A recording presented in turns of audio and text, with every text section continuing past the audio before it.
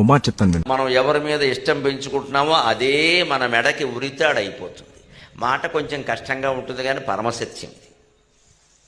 అహంకారాన్ని దుర్గుణంగా మనం అంగీకరిస్తాం, మమకారాన్ని దుర్గుణంగా అంగీకరించాం. మమకారం కూడా దుర్గుణమే. అహంకారానికి మరో రూపమే మమకారం. అంతకంటే అహంకారం లేకపోతే మమకారం ఎక్కడిది ఆలోచించండి. నేను అనేది ఉండబట్టే మమకారం అంటే నాది, అహంకారం అంటే నేను, మమకారం అంటే నాది. నేను లేకపోతే నాది ఎక్కడదండి.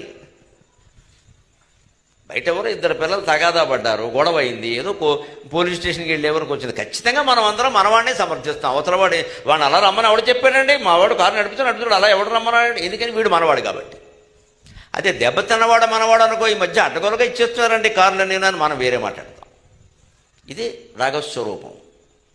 ఇలా ఎందుకు నువ్వు ధర్మాన్ని అధర్మంగా చెబుతున్నావు అంటే మమకారం కారణంగా నీ వాళ్ళు పరాయి వాళ్ళని విభాగం చేసావు.